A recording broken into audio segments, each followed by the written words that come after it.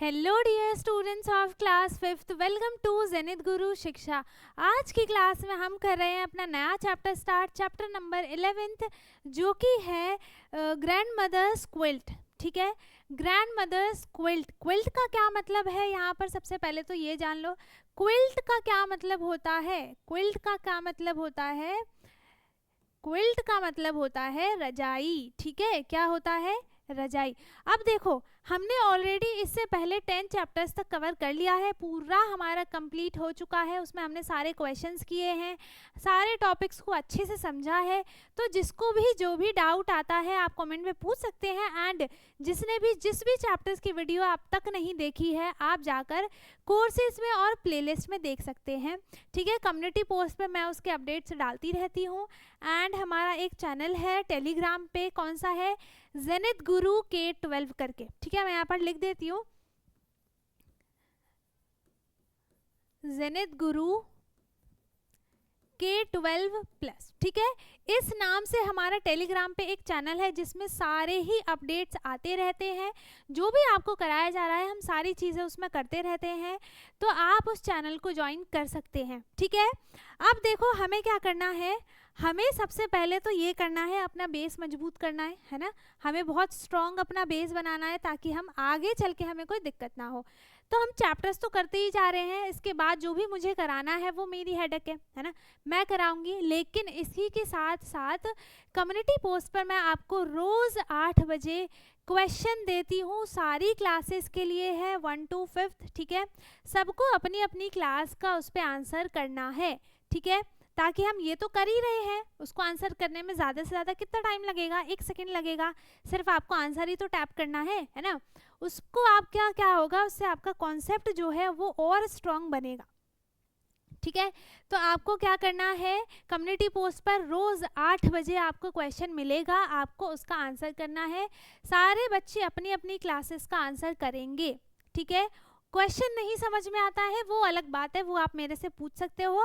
And आप direct हमारे साथ व्हाट्सएप पे कनेक्ट हो सकते हैं, जो कि उसका लिंक आपको डिस्क्रिप्शन बॉक्स में दे दिया है ना। उसको टैप करना है और मेरे पास रिक्वेस्ट आएगी, मैं उसको एक्सेप्ट करूँगी। देन आप मुझसे डायरेक्टली कुछ भी पूछ सकते हैं एंड कुछ भी बात कर सकते हैं। ठीक है, अब हम स्टार्ट करते हैं अपना नया chapter, chapter number 11th, grandmother's quilt. ठीक है, ग्रैंड मदर्स, दादी जी की रजाई। अब यहाँ पर क्या है, प्रीता एंड अदरीट्स grandmother made a quilt cover using old clothes. ठीक है, वो पुराने कपड़े का यूज करके रजाई का कवर बना रही है ना। Now she want to decorate it with lace, tick the lace option that would cover the entire border of the quilt. ठीक है, हमें उस पर टिक करना है। अब वो क्या चाहती है कि जो भी उन्होंने कवर बनाया है वो उसको और अच्छा बनाए और सुंदर बनाए। उसके लिए वो उस पर लेस लगाना चाहती हैं। लेस लगाने के लिए यहाँ पर उनको ये भी पता होना चाहिए कि मुझे कौन से साइड के लिए कितनी लेस चाहिए, है ना। तो यहाँ पर हमें वही बताना है कौन सा ऑप्शन जो है उनके लिए करेक्ट है। ठीक है, यहाँ पर 3 है। एक है रेड लेस है, जिसका जो इसकी जो लेंथ है वो कितनी है, 40 यूनिट्स है। ग्रीन लेस की लेंथ जो है वो 50 यूनिट्स है। एंड ब्लू लेस का है 25 यूनिट, जो कि छोटा है, तो उनको सबसे ज़्यादा वाला यूज़ करना चाहिए। कौन सा? Green less. ठीक है, सबसे बड़ा वाला यूज़ करना चाहिए, क्योंकि ये जो कवर है ये भी क्या है, बड़ा है साइज में, है ना। तो अब है शी डिसाइड्स टू यूज, उन्होंने क्या डिसाइड किया, she decides to use 2 different coloured lace. उन्होंने क्या सोचा कि चलो अब इसको थोड़ा और अच्छा बनाया जाए, हम इसको 2 कलर के लेस से हम इसको बनाएंगे। ठीक है, हम 2 लेस इसमें लगाएंगे। How much lace of each kind will be needed to cover the entire border. ठीक है, तो आप कोई सा भी ले सकते हो, दोनों आप, एक रेड ले सकते हो एंड एक ग्रीन, है ना। रेड और ग्रीन हम उसमें से ले सकते हैं, रेड एंड ग्रीन, जो भी जितना भी उसका लेंथ होगा, ठीक है, उसके अकॉर्डिंग हम उसको लेके लगा सकते हैं, है ना। Then recall that the length of the border of a shape is called the its perimeter. Perimeter क्या होता है, हम ऑलरेडी पेरीमीटर के बारे में पढ़ चुके हैं। तो अब हम थोड़ा सा इसको रिवाइज कर लेते हैं। हमें क्या करना होता है पेरीमीटर में, हमें पेरीमीटर में हमें क्या करना होता है कि हमें सारी साइड्स को इक्वली ऐड करना होता है ना। जितनी भी जो भी साइड है हम क्या करते हैं, सबको ऐड कर लेते हैं। जो लेंथ है लेंथ को लेंथ से ऐड करेंगे, ब्रेथ को ब्रेथ से ऐड करेंगे, तो क्या होगा, चारों साइड्स का जो भी सम आता है दैट इज कॉल्ड पेरीमीटर, है ना। उसको हम इस शेप का क्या बोलेंगे, पेरीमीटर बोलेंगे, ठीक है। अब let us do find the perimeter of the following shapes. हमें क्या करना है, इन सारी शेप्स का पेरीमीटर निकालना है ना। पेरीमीटर क्या होगा, हमें इसके अंदर से कोई मतलब नहीं है, इसके अंदर के एरिया से हमें कोई भी मतलब नहीं है। जो भी इसका साइड का लेंथ होगा, इसका लेंथ होगा, इसका लेंथ होगा, इसका लेंथ होगा, इसका होगा, इसका होगा, जो भी इनका लेंथ होगा हम सबको क्या करेंगे, ऐड कर देंगे। तो हमारे पास क्या आ जाएगा, उसका perimeter. And perimeter is also called it's a border, ठीक है। हम ये भी मान सकते हैं कि हम सिर्फ उसकी बॉर्डर्स को ऐड कर रहे हैं, ठीक है। हम ये भी मान सकते हैं कि हम सिर्फ इसकी बॉर्डर को ऐड कर रहे हैं, हमें इसके अंदर के एरिया से कोई भी मतलब नहीं है, ठीक है। अब यहाँ पर आपको क्या दिया है, all sides of the following shapes are equal. अब इसमें देखो आपको क्या बोला है कि ये जो सारी साइड्स है ना, ये सारी साइड्स इक्वल है और आपको एक साइड दे रखी है 4 सेंटीमीटर की। इट मीन्स क्या है यहाँ पर कि ये सारी साइड्स कितनी है, 4 सेंटीमीटर की है ना। ये सारी साइड्स कितनी है, 4 सेंटीमीटर की है ना, यही है। तो हम क्या करेंगे, सबको 4 4 4 4 जितनी भी साइड्स है यहाँ पर, हम यहाँ पर 4 सेंटीमीटर ये वाली साइड हो गई, 4 सेंटीमीटर ये वाली साइड हो गई, 4 सेंटीमीटर ये वाली हो गई, 4 सेंटीमीटर ये वाली हो गई। तो अब हम क्या करेंगे, इन सबको ऐड करेंगे, ठीक है। इन सबको हम ऐड करेंगे, कैसे करेंगे, perimeter P is equals to P for perimeter, है ना। हम पूरा पेरीमीटर नहीं लिखेंगे, हम लिखेंगे P is equals to P for perimeter होता है। और 4 centimetre plus 4 centimetre plus 4 centimetre plus कितने टाइम प्लस करेंगे, 1 2 3 4 5 टाइम्स, है ना। कितने टाइम्स करेंगे, 5 टाइम्स, 1 2 3 4 5 टाइम्स हमने किया। तो P is equals to perimeter is equals to P for perimeter, है ना। तो हम यहाँ पर डायरेक्ट ये भी लिख सकते हैं, सबकी लेंथ किस में है, सेंटीमीटर में है, ठीक है। तो हम यहाँ पर 4 × 5 भी लिख सकते हैं, 4 × 5 भी हम इसको लिख सकते हैं। इतना लंबा मैं आपको इसीलिए लिख के बता रही हूँ, या तो आप ये लिख लो, या तो आप ये वाली लाइन लिख लो, या फिर आप ऊपर वाली लाइन लिख लो, ठीक है। आप इनमें से कोई सी भी लाइन लिख सकते हो, ठीक है। दोनों एक साथ नहीं लिखने की जरूरत है ना। आप या तो ये वाली लाइन लिख लो या फिर ये वाली लाइन लिख लो, है ना। अब इसमें क्या है, मैंने दोनों इसलिए लिखा है ताकि आपको दोनों चीजें समझ में आ जाए, ठीक है। तो 4 5 जा क्या हो गया, 20 हो गया, 20 सेंटीमीटर, ये अलग रहेगा बाहर, है ना।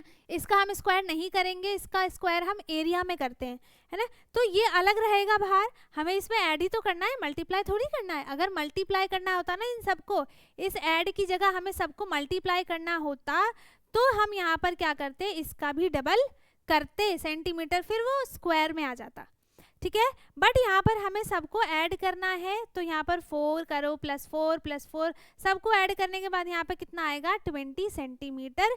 तो आप इसको 4 × 5 भी लिख सकते हो कि यहाँ पर 5 टाइम्स 4 है, 5 × 4 होगा, ठीक है, उल्टा हो गया। तो जो भी है आंसर तो सेम ही आएगा, है ना। तो आप यहाँ पर ये भी लिख सकते हो, ठीक है। आगे समझ में, पेरीमीटर निकालना। अब यहाँ पर है ये 5 सेंटीमीटर है, तो ये भी कितना होगा, 5 सेंटीमीटर होगा, ये भी कितना होगा, 5 सेंटीमीटर होगा। अब आपको ये नहीं समझना है कि ये जो पूरी लाइन है वो 5 सेंटीमीटर होगी, नहीं, ये अलग होगा और ये अलग होगा, ठीक है। यहाँ पर आप इसको भी लिख सकते हो 5 सेंटीमीटर, ये भी 5 सेंटीमीटर है, ये भी 5 सेंटीमीटर है। तो आप यहाँ पर ना 2 तरीके से इसको कर सकते हो। कैसे कर सकते हो, आप या तो यहाँ पर एक जो मेथड 1 है, मेथड 1 में हमें क्या करना है, यहाँ पर मेथड 1 में हमें क्या करना है कि हम क्या करेंगे, कितने टाइम्स यहाँ पर 1 2 3 4 5 6 टाइम्स है ना। तो 6 × 5, 6 टाइम्स यहाँ पर क्या है, 5 है। सो 6 × 5 इज इक्वल्स टू 30 सेंटीमीटर हो गया, है ना। और दूसरा हम क्या कर सकते हैं कि आप दोनों ट्रायंगल्स को अलग अलग ऐड कर दो, ठीक है।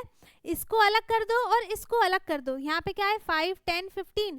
तो यहाँ पर हम मेथड 2 में क्या कर सकते हैं, मेथड 2 में हम यहाँ पर क्या कर सकते हैं कि 5 10 15 15 मल्टीप्लाई 2, 2 बार हम उसको मल्टीप्लाई करेंगे, है ना। तो यहाँ पर क्या हो जाएगा 30 सेंटीमीटर, ठीक है।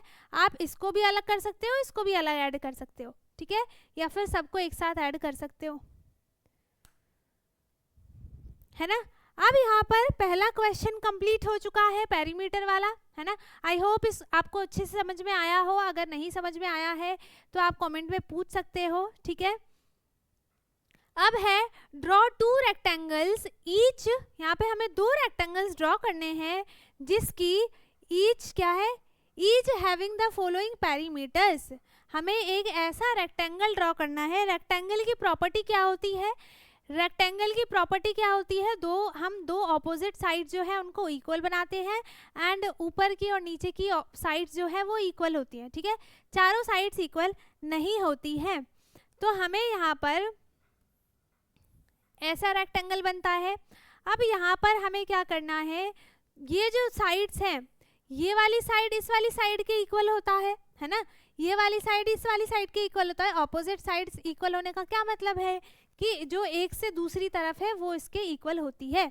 ये इसके इक्वल होगी, ये इसके इक्वल होगी, ये वाली इसके इक्वल होगी और ये वाली इसके इक्वल होगी, है ना। तो अब हमें क्या देखना है कि हमें एक तो ऐसा लेना है जिसमें हम इसको भी सेम बना पाए, इसको भी सेम बना पाए। तो हम यहाँ पर क्या लिख सकते हैं, हम यहाँ पर लिख लेते हैं ये हो गया 10 सेंटीमीटर का, ये भी हो गया 10 सेंटीमीटर का, ठीक है। 10 + 10 20 हो गया। अब 6 बचा है, अब 6 का भी हाफ कर दो, है ना। 6 का भी हाफ कर देंगे, दोनों साइड बराबर होनी चाहिए ना। तो 6 का हाफ किया तो यहाँ पर आ गया 3 centimetre and this is also a 3 centimetre side, ठीक है। तो यहाँ पर हमने रेक्टेंगल बनाया है जिसमें ये वाली दोनों साइड्स क्या है, एक दूसरे के इक्वल है एंड ये वाली साइड्स एक दूसरे के इक्वल है, ठीक है। अब यहाँ पर आपको एक रेक्टेंगल बनाना है जिसमें जिसका जो पेरीमीटर है वो 18 सेंटीमीटर बनना चाहिए, है ना। क्या बनना चाहिए, 18 सेंटीमीटर बनना चाहिए। तो हम यहाँ पर क्या क्या ले लेंगे, एक हो जाएगा 4 सेंटीमीटर, ये हो गया 4 centimetre and this is 5 centimetre and it is also 5 centimetre, ठीक है। आपको ये चीज़ याद रखनी है कि जो ये वाली साइड होगी वो हमेशा बड़ी होनी चाहिए, है ना, वो हमेशा बड़ी होनी चाहिए क्योंकि इसका जो साइड होती है वो बड़ी होती है, ठीक है।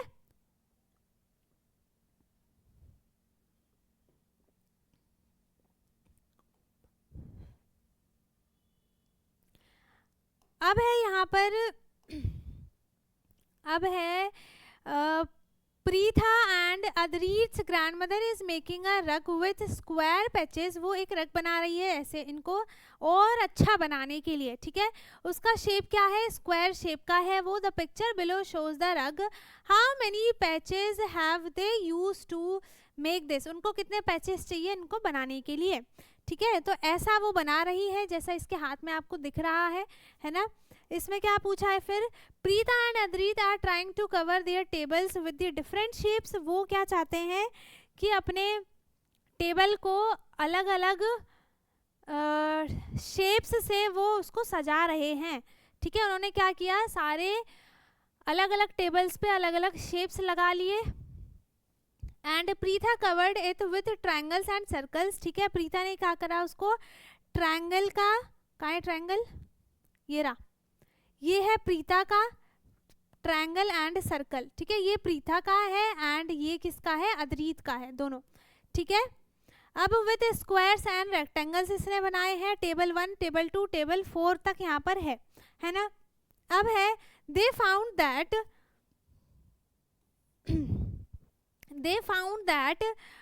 एक कौन कौन से हैं, ट्रायंगल, है ना। They found that and shape cover the top, मतलब हमें यहाँ पर सारे शेप्स के नाम लिखने हैं। पहला है ट्रायंगल, दूसरा है सर्कल, है ना, और ये है स्क्वायर, ठीक है। ऑफ द टेबल, यहाँ पर और भी आएगा, है ना। इन्होंने यहाँ पे क्या किया है, ये सारे शेप्स यूज किए हैं और एक और है क्या, रेक्टेंगल भी है, ठीक है। They found that triangle, circle and square shape cover the top of the table without gaps and overlaps. अच्छा, जिसमें बिल्कुल भी गैप्स नहीं है, जिसके टॉप पे बिल्कुल भी गैप नहीं है, तो इसमें देखो बिल्कुल भी गैप नहीं है ना। इसमें क्या है, गैप है ना।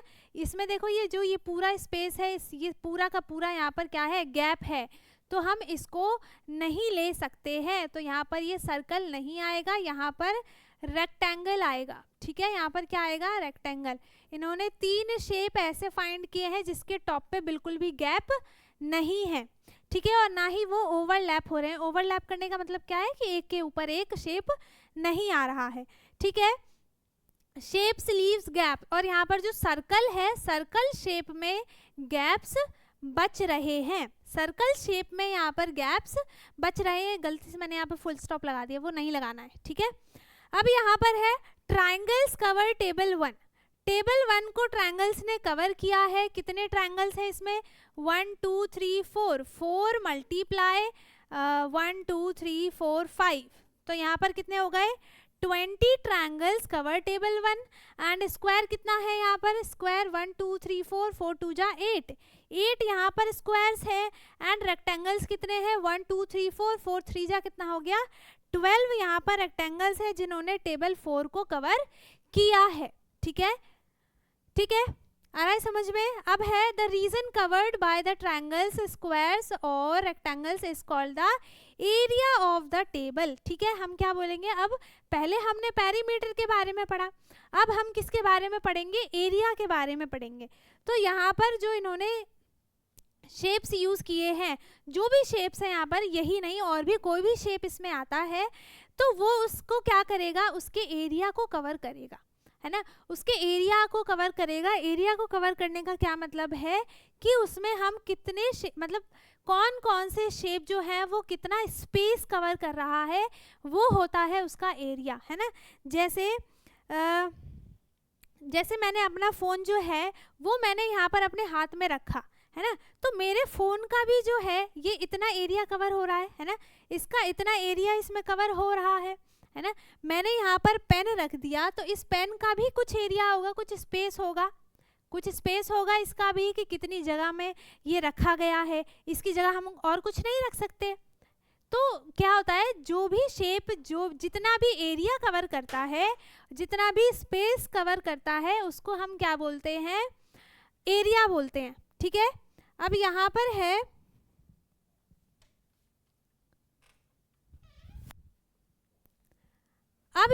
The reason covered by the triangles, squares, rectangles and called the area of the table. ठीक है, इन सारे जो भी किया है उसने क्या किया, जिसमें बिल्कुल भी गैप नहीं है, जिस शेप में, उसने क्या किया है, उस पूरे टेबल के एरिया को कवर किया है ना। और सर्कल वाले में गैप बन रहा था, तो उसने उस पूरे टेबल को कवर नहीं किया है, उस टेबल के एरिया को कवर नहीं किया है ना। अब यहाँ पर क्या है, to find the area of region we usually fill it with shapes that tile no gap and overlaps like square, rectangles and triangles. इसमें क्या हो रहा है, तीनों में ही बिल्कुल भी गैप नहीं बच रहा है, बट सर्कल जो हमने शेप यूज किया उसमें स्पेस जो है वो बचा हुआ है। ठीक है, अब यहाँ पर क्या है, do circles tile can use them to cover a region. The area of table 1 क्या है, एरिया ऑफ टेबल 1 क्या हो जाएगा, ट्रायंगल्स यूनिट। हमें यहाँ पर ट्रायंगल्स की यूनिट दी गई है, कितने हैं यहाँ पर, 1 और 2, 2 ट्रायंगल्स की यूनिट में ये इसको कवर किया है, मतलब 4 ट्रायंगल्स इसमें यूज हुए हैं एक साइड को लेने के लिए। तो अगर हम इस वाले को 1 यूनिट लेते हैं, ठीक है, अगर हम इसकी एक साइड को भी 1 यूनिट लेते हैं, तो यहाँ पर 2 ने, है ना, अगर हम उस पूरे शेप की बात करें तो उसमें 4 ट्रायंगल्स यूज हुए हैं उस पूरे स्पेस को कवर करने के लिए, है ना। तो अब इसमें क्या बोला है कि टेबल 1 में the area of table 1 is triangles unit, उसमें कितनी ट्रायंगल्स लगे हैं, उसमें कितना था, 12 था, 20, है ना, कितना है, 20 ट्रायंगल्स यूनिट उसमें लगे हैं उस पूरे टेबल को एरिया को कवर करने के लिए। ठीक है, अब the area of table 3 is square units, square वाले में कितना है, 8 स्क्वायर यूनिट्स, है ना, उस पूरे 8 स्क्वायर यूनिट से उस टेबल की एरिया को हमने पूरा कवर किया है ना। अब the area of table 4 is rectangle unit, यहाँ पर क्या हो जाएगा, 12, ठीक है, 12 रेक्टेंगल से हमने उस पूरे टेबल के एरिया को कवर किया है, हमने नहीं किया, उसमें किया है पिक्चर में, ठीक है। Now try to cover the top of your table without gaps and overlaps with the following object of same shapes. यहाँ पर है नोटबुक। अब देखो नोटबुक का शेप क्या होता है, नोटबुक का शेप क्या बनेगा, नोटबुक का शेप स्क्वायर नहीं होता है, रेक्टेंगल होता है ना, क्या होता है, रेक्टेंगल शेप होता है इसका नोटबुक का। तो हम अपने टेबल को, है ना, अपने टेबल पे हम कितने रेक्टेंगल्स मतलब कितनी नोटबुक्स जो हैं वो रखेंगे ताकि उस पूरे एरिया को वो कवर कर पाए, पूरे टेबल के एरिया को। सेम आपको पेंसिल बॉक्स का लेना है, पेंसिल बॉक्स का भी शेप कौन सा होता है, रेक्टेंगल होता है, एंड लंच बॉक्स का भी शेप क्या होता है, रेक्टेंगल होता है, ठीक है। ये सारे रेक्टेंगल वाले ही दे दिए क्या। अब यहाँ पर मैथ्स टेक्स्ट बुक का भी जो शेप होगा वो पूरा रेक्टेंगल ही होगा, ठीक है। हम इन सारे शेप्स को यूज करके हम कितनी मतलब कौन कौन सी चीज़ों को हम कितना लेंगे ताकि वो पूरे टेबल के एरिया को कवर कर ले। Which of the above object cover the region completely, ये सारे के सारे ऑल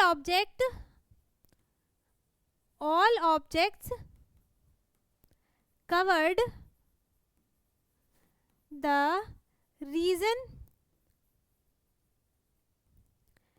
कवर द रीजन, थोड़ा सा ये हो गया, इसको देख लेना, रीजन कंप्लीटली, ठीक है। सारे के सारे ही शेप्स जो हैं वो पूरा उसको कंप्लीट करेंगे, ठीक है।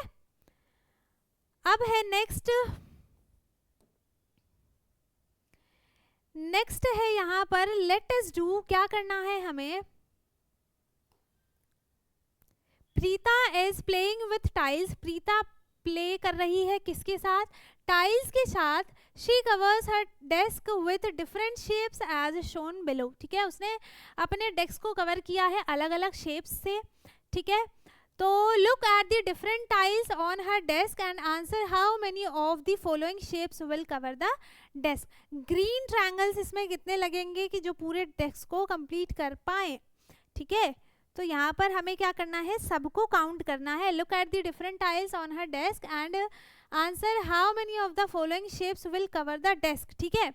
तो यहाँ पर कितने लगेंगे, जैसे ये जो ट्रायंगल है ग्रीन वाला, ये एक स्क्वायर बॉक्स के लिए इसमें हमें 2 ट्रायंगल चाहिए, ठीक है, 2 चाहिए।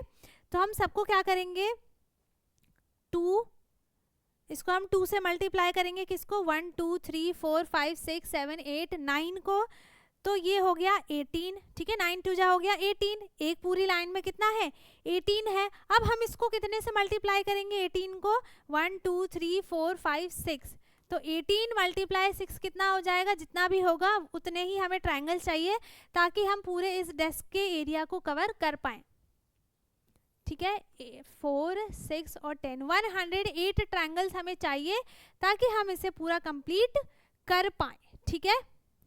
108 ट्रायंगल्स, है ना। अब रेड वाले ट्रायंगल्स हमें कितने चाहिए, सेम आप देखो ये सब हाफ हाफ में ही है, ये सब हाफ हाफ में ही है यहाँ पर।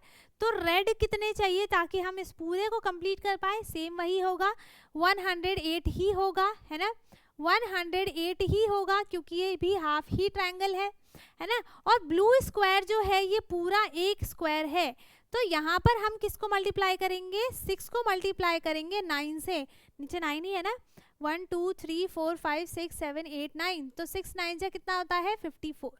तो यहाँ पर कितने स्क्वायर चाहिए हमें, 54, ठीक है, 54 स्क्वायर चाहिए ताकि हम इस पूरे डेस्क के एरिया को कंप्लीट कर पाए, कवर कर पाए, ठीक है।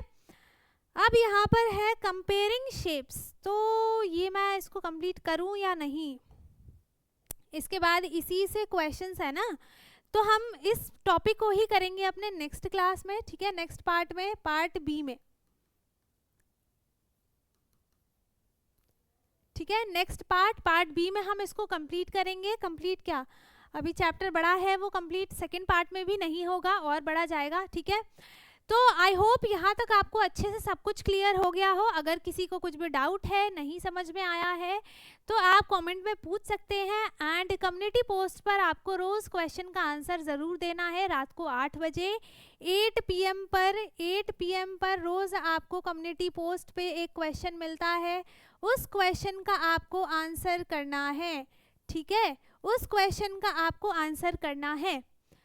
ओके, सो आई होप यहाँ तक आपको अच्छे समझ में आ गया। जिसको भी जो भी डाउट है आप कमेंट में पूछ सकते हैं। एंड सब समझ में आ गया है तो बहुत अच्छी बात है, कमेंट में हार्ट भेज दो। एंड वीडियो को लाइक कर दें, शेयर कर दें। जो चैनल पे नया है वो चैनल को सब्सक्राइब कर ले, ताकि हमारी सारी वीडियोज़ आपको मिलती रहे। हम मिलेंगे अपने नेक्स्ट वीडियो में, तब तक के लिए bye bye, take care, thank you so much.